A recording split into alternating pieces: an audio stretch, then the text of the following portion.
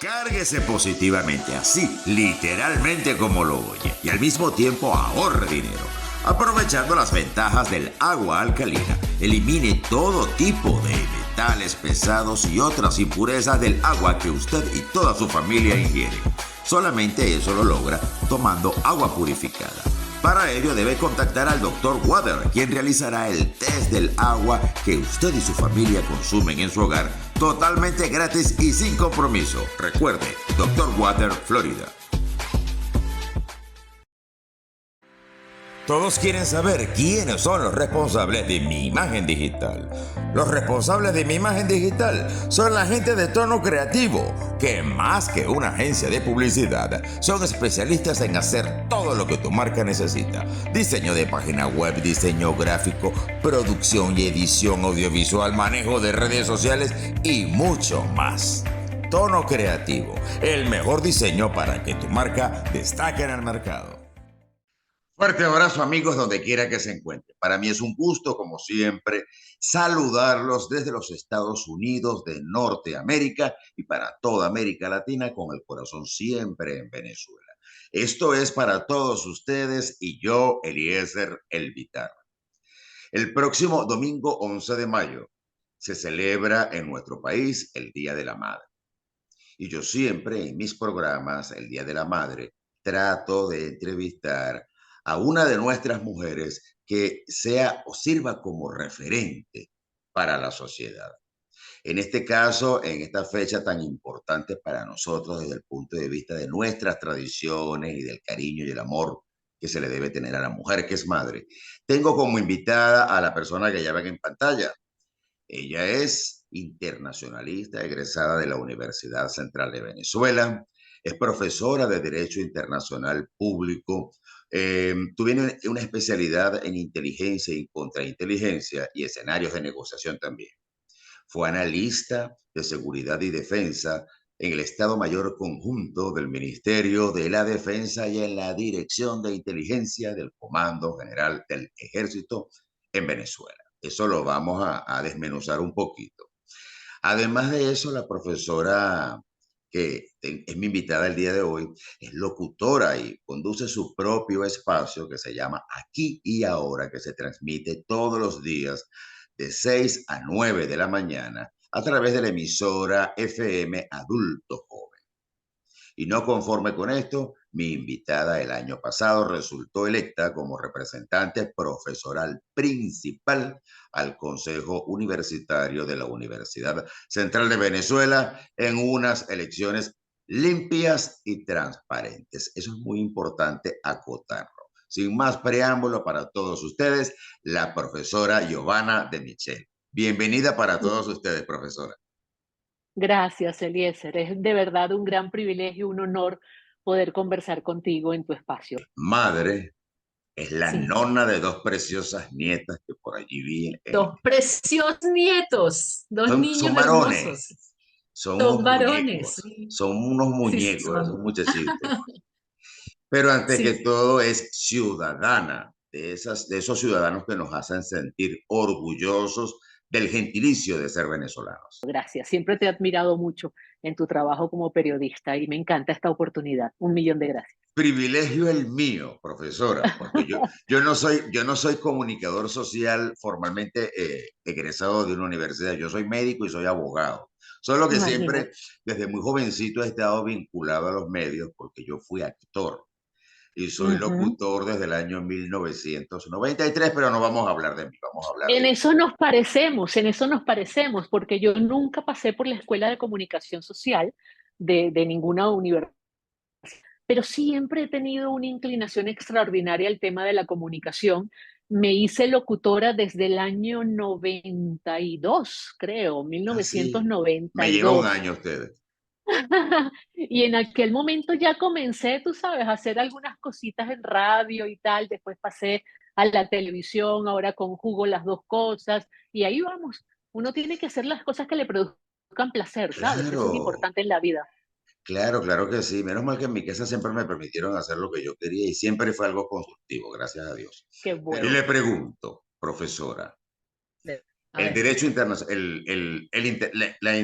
las relaciones internacionales, el derecho Ujú. internacional público, la locución, la especialización en inteligencia y contrainteligencia, el rol de madre, el rol de nona, el rol de locutora a través de los medios de comunicación. ¿Cuál de esos roles tiene prioridad para usted?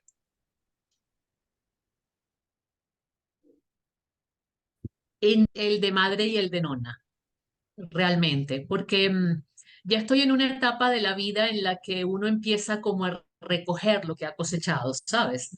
Y me siento sumamente satisfecha de mi trayectoria en lo profesional. He hecho todo lo que me he propuesto, afortunadamente, he tenido esa suerte.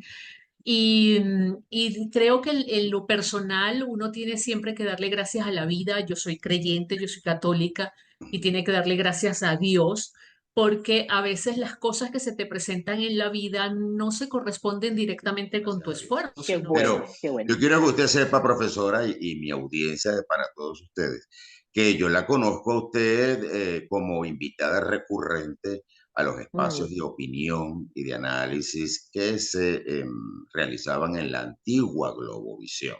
Desde esa época mm. la conozco yo a usted y usted es sujeto de mi admiración, porque Gracias. no es solamente por lo que dice, sino la manera como lo dice. Usted nació para ser Gracias. comunicadora, de verdad que sí. Eso decía mi mamá. Eso decía mi mamá. A veces mamá me preguntaba, ¿de dónde saliste tú? Le digo, bueno, mamá, si no lo sabes tú, ¿quién lo puede saber? Me me decía, porque nadie en la familia ha tenido esa inclinación, nadie ha tenido esa facilidad. Le digo, bueno, la verdad es que no sé, pero sabes que desde siempre, desde muy niña, ¿no? Fíjate que yo te voy a contar te voy a hacer una confidencia. Claro que sí. Yo nací en la maternidad Concepción Palacio. Ujú. Mis padres y mi familia, mis hermanos, yo soy la menor de 4 hermanos, vivíamos en el barrio Campo Rico de Petare. Y mi mamá tenía una quincalla en el barrio. Y entonces yo todas las tardes, cuando llegaba del colegio, pues me sentaba en su quincalla en un escritorio que me había preparado ahí mi papá a hacer mis tareas, ¿no? Y entonces llegaban los otros niñitos de más o menos de mi edad y todos, hola Nina, ¿cómo estás? A mí me dicen Nina en la familia y mucha gente me conoce como Nina, ¿cómo estás? Y te me ayudas a hacer la tarea. Y yo sí ayudaba. Y yo ayudaba a los demás a hacer sus tareas. Hasta que empecé a acomodar un montón de sillitas pequeñas en el mismo sitio donde yo hacía la tarea y yo me ponía de maestra. Te estoy hablando que tenía yo 7, 8 años, ¿ok? Y se me daba con una gran facilidad y no solo eso, sino que lo disfrutaba muchísimo. Me daba una satisfacción inmensa poder ayudar a los demás niños de mi misma edad con sus tareas y con sus cosas que hacer. Era una manera de estudiar, ¿sabes? Así lo veía yo, pues. Y ya desde ese momento mamá siempre me preguntaba que de dónde había salido yo. Bien, bien, ¿cómo se llama eso? Bien pronosticadora de lo que iba a ocurrir a futuro. Pero y hablando de pronósticos a futuro, Ujú. profesora, a usted siempre en su núcleo familiar y sus allegados le decían Nina. Y Sí. si sustituimos la vocal I por la O y en vez de Nina le decimos Nona, ¿qué se siente pasar de Nina a Nona? Wow, es nonna, es con 2 N, porque es la nonna Ajá, italiana, sí. ¿no?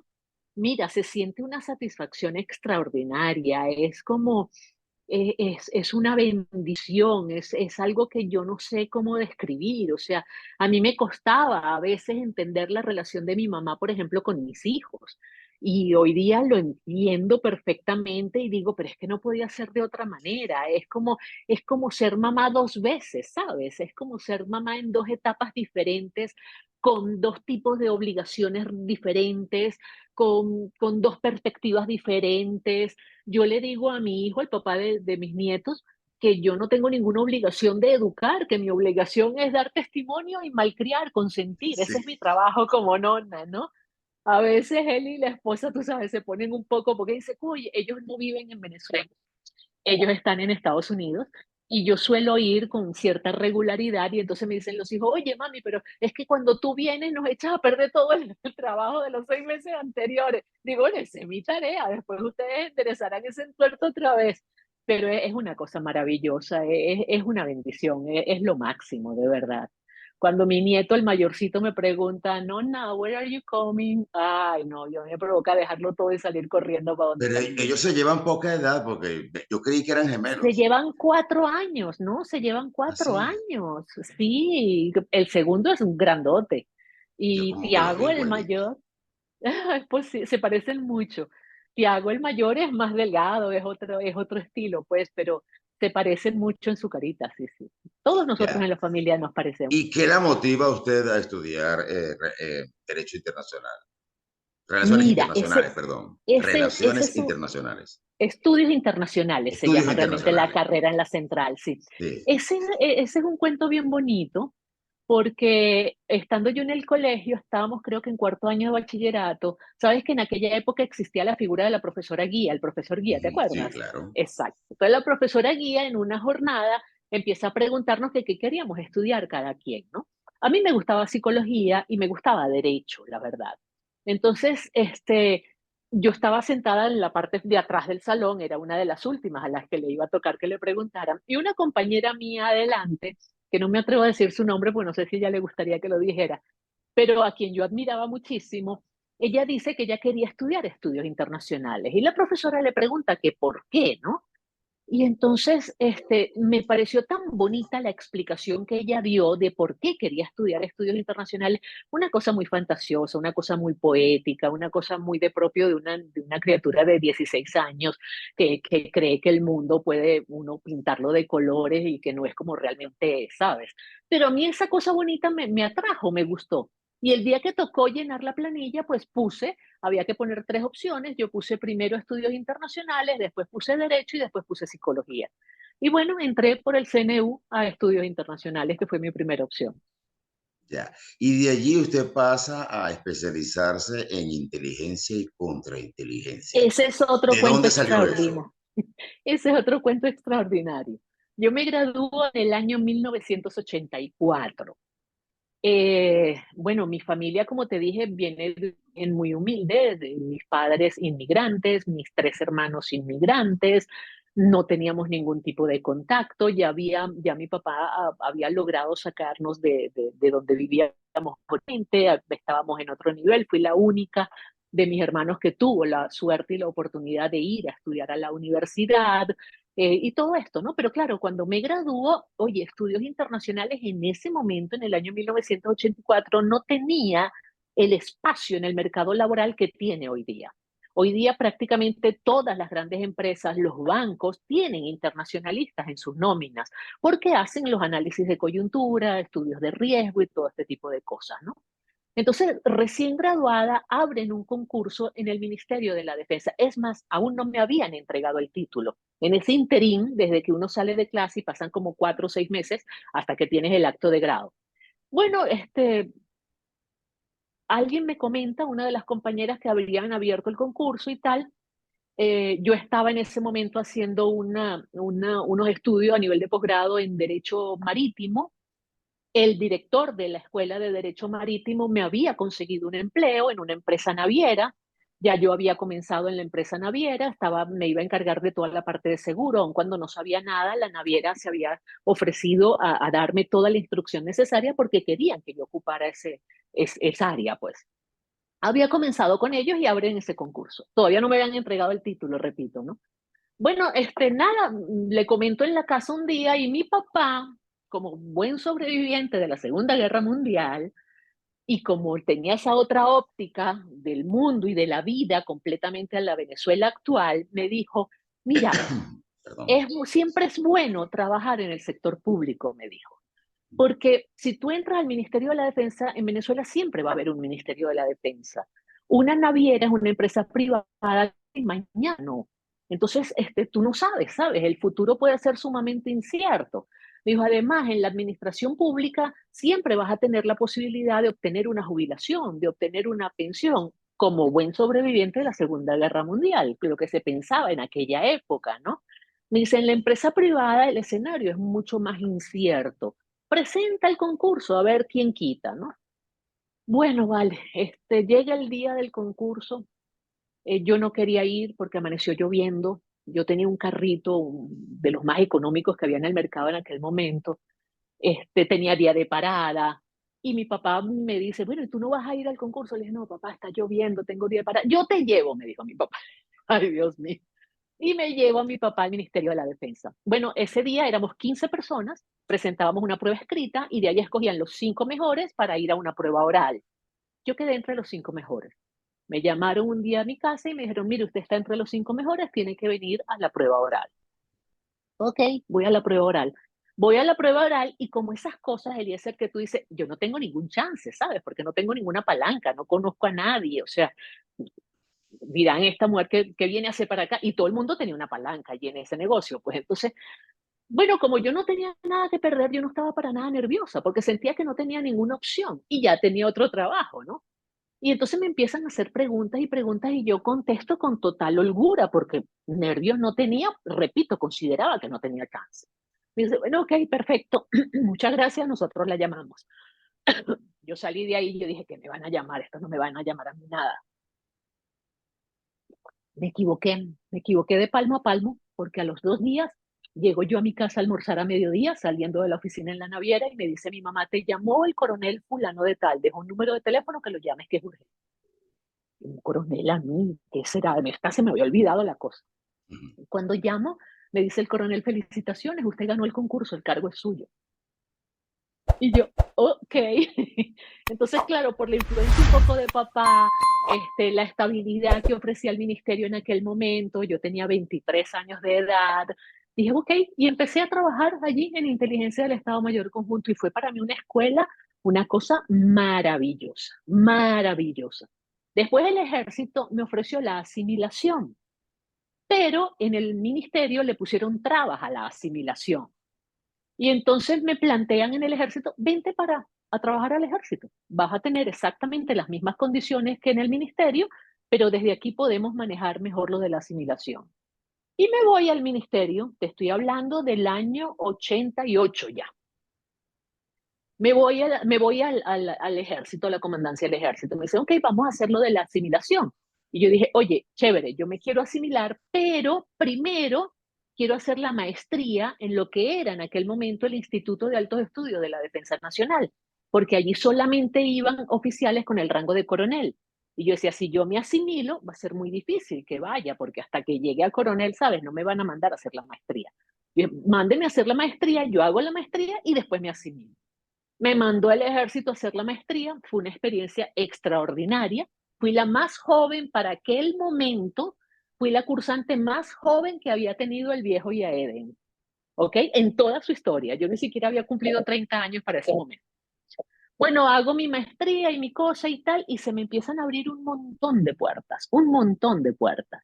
Entonces, cuando termina la maestría, que me tengo que reincorporar, el IAEDEN me pide como profesora de planta del instituto.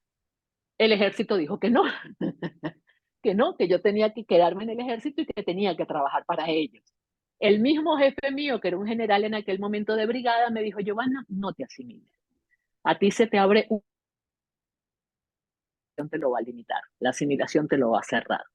Y bueno, no me asimilé. A los 3 años el propio ejército aceptó la solicitud que había hecho el día Eden y pasé a integrante de la planta, pues, de profesores del Instituto de Altos Estudios de la Defensa Nacional.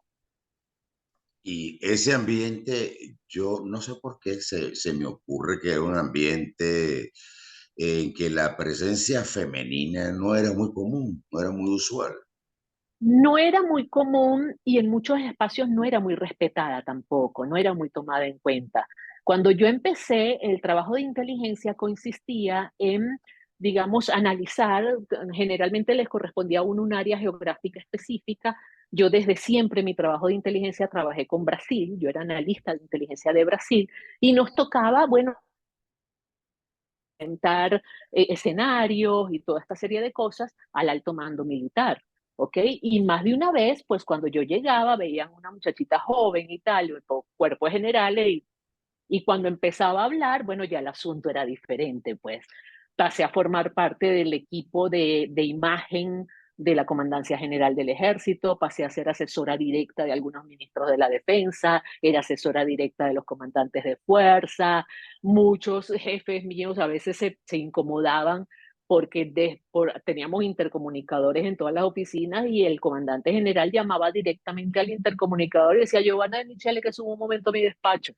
Y entonces era para asignarme alguna tarea, digamos, especial. Y el director de inteligencia decía, pero bueno, ¿cómo es eso? El director de inteligencia soy yo. Ni siquiera me dicen que se van a llevar una analista mía para la oficina del comandante general, cosas así, pues. Y ¿Y mira, cuándo fue una sale? experiencia extraordinaria. Sí, supongo, me imagino que Yo sí. ¿Y cuándo sale salí, usted de allí? salí de allí en el año 2010. Mm. En el 2001, a mí me nombran negociadora con Colombia para la delimitación de áreas marinas y submarinas. Estuve allí hasta el año 2009. Pero fíjate las grandes contradicciones. Eso era una designación que salió por Gaceta Oficial, fue una designación que hizo en aquel momento el presidente entonces Hugo Chávez. Yo no lo tenía para nada en mis planes. De hecho, mi plan era en ese momento comenzar un posgrado, comenzar un doctorado. Y cuando me llaman de la Cancillería para decirme que querían que yo estuviera en el equipo negociador con Colombia, yo dije que realmente, pues no, que agradecía mucho la distinción, pero que no estaba en mis planes, porque yo o sea, mi ruta era otra, pues. Bueno, entonces me pidieron que no, que tenía que estar ahí, que era importante, que tal. Bueno, total que me quedé allí. Pero a pesar de estar en esa responsabilidad de tan alto nivel, Eliezer, había uno que otro militar activo dentro del Instituto de Alto Estudio de la Defensa Nacional que me tenían como cierta ojeriza, ¿no? No sé por qué razón, no sé si es que ellos querían estar donde yo estaba o no sé cómo era el asunto. De hecho, a mí me sacan del aula de clases. Yo más nunca entré a un aula de clase en el IAEDEN. Tan era así que en el año 2010 no me daban trabajo prácticamente, ¿no? Hasta que yo llegué y dije, mire, para yo estar en esta situación, yo prefiero que me den mi jubilación y me voy, pues, Mm. porque siento que yo les estorbo a ustedes aquí, que no se sienten cómodos con mi presencia. Hasta me decían que me quedara en mi casa y que no fuera para la oficina. Entonces pedí mi jubilación en el año 2010 y me la dieron. Y usted mencionó hace rato el año 88. El Ujú. año 88 fue un año electoral, fue el año en el que resultó electo el desaparecido presidente Carlos Andrés Pérez. Es muy diferente el ejercicio de su especialidad de aquella época, en la del 80, el gocho para el 88, jamás voy a olvidar Ujú, el lo eslogan de la recuerdo, sí, campaña de Carlos Andrés. Es muy sí. diferente el ambiente, el escenario de trabajo de usted en aquella época con respecto a la era revolucionaria. Mira, ya para la época en que yo estaba dentro era bastante diferente. Ya para el año 2010, cuando yo salí, era bastante diferente. Hoy día me imagino que debe ser aún más diferente. Yo perdí todo contacto con ese gremio. Me quedan algunos viejos amigos porque fueron muchos años de trabajo en ese mundo. Le di clase a muchos de los militares que vive hoy están en altos cargos, unos en cargos a nivel interno, otros en cargos diplomáticos, en fin. Y hice muy buenos amigos, extraordinarios amigos, pero no sé cómo está funcionando ese mundo en este momento, honestamente, pero ya para el 2010 había grandísimas diferencias. Ya para el 2010 se había implementado aquello de llevar a los suboficiales a condición de oficiales, ¿no? Y ya eso planteaba una ruptura en ciertos componentes, como por ejemplo, eso era muy disruptivo, porque entonces tú te entrabas con un teniente de corbeta de la Armada que tenía que rendirle cuentas a un capitán de corbeta o a un teniente de navío que venía de ser el jefe de máquina, ¿no? Que venía de ser el suboficial de la nave. Entonces era muy contradictorio y eso pues generaba mucho malestar y mucha incomodidad. Te estoy hablando de aquella época. Insisto, Mm. en este momento mi único paso por allá es cuando tengo que ir a dar una fe de vida una vez al año, pues. Y voy, doy Sí. la fe de vida y salgo. No, es evidente cuál es el funcionamiento de esa cartera ministerial solamente si pensamos en el reciente referendo que se hizo con el Esequibo. Ya por Ujú. allí uno puede ir sacando cuentas de cómo está funcionando eso. Ya para usted tiene, por supuesto, prevalencia su rol como nona.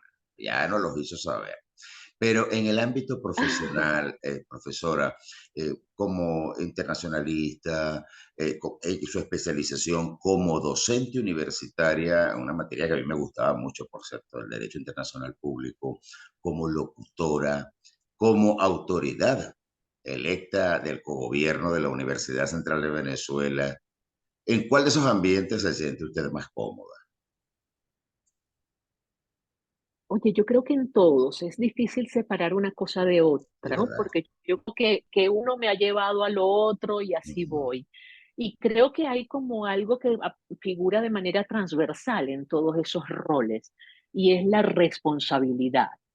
En los medios yo siento una inmensa responsabilidad porque siento que de alguna manera la opinión está tratando de a veces llevar conocimiento y a veces contribuir a formar opinión en la audiencia. En la radio la responsabilidad es todavía mayor porque no solamente está mi opinión de por medio, sino está digamos, generar la estabilidad necesaria y suficiente para que mis compañeros de trabajo en la radio no sientan que mi intervención pueda poner en riesgo su trabajo, ¿no? O su estabilidad. Yo creo que tú me entiendes bien Sí, cuando por digo supuesto que la esto. entiendo. Y En hubo el, habla ajá, disculpe. ah, y en el consejo universitario, mira, me siento súper honrada. Es muchísimo trabajo, es mucho los documentos que hay que leer en el consejo universitario, es mucho lo que hay que decidir, pero me siento sumamente honrada. Es más, me siento más honrada y comprometida todavía porque déjame decirte que contrario a lo que muchos piensan, es una responsabilidad absolutamente ad honorem. O sea, ahí no se percibe uno ningún tipo de, digamos, beneficio desde el punto de vista económico. Entonces, todo lo que uno hace, lo hace por ese sentido de pertenencia a la Universidad Central de Venezuela, por ese agradecimiento, porque lo que yo soy de hoy desde el punto de vista profesional se lo debo a mi Universidad Central de Venezuela. No sería la internacionalista Giovanna de Michele, como mucha gente me conoce, si la Universidad Central de Venezuela no me hubiera abierto sus aulas y no me hubiera entregado un título. Entonces, ahí hay un sentido de agradecimiento y responsabilidad muy alto que me lleva a asumir tareas como la del Consejo Universitario, pues. Y bueno, esta está resultando una entrevista muy fresca. Yo sabía que iba a ser ¿Te así, parece? profesora. Claro que sí, conversando con usted. Y hablando de frescura, usted sabe qué es esto que tengo aquí. Yo la voy a invitar a que hagamos una pausa. Y durante la pausa yo voy a disfrutar de mm, esto. Esto es agua alcalina, profesora de Michele. Este tipo de agua carga el organismo con iones positivos que son altamente beneficiosos para el organismo. Y eso para los residentes en los Estados Unidos lo logra contactando a Doctor Water Florida. Entonces le hace el test del agua que usted y su familia consumen en su hogar y eso puede llevar a que le instalen su planta alcalinizadora de agua y un purificador de agua que elimina los malos olores y sabores. Así que vamos a la pausa, yo disfruto de mi agüita Qué alcalina y ya maravilla. regresamos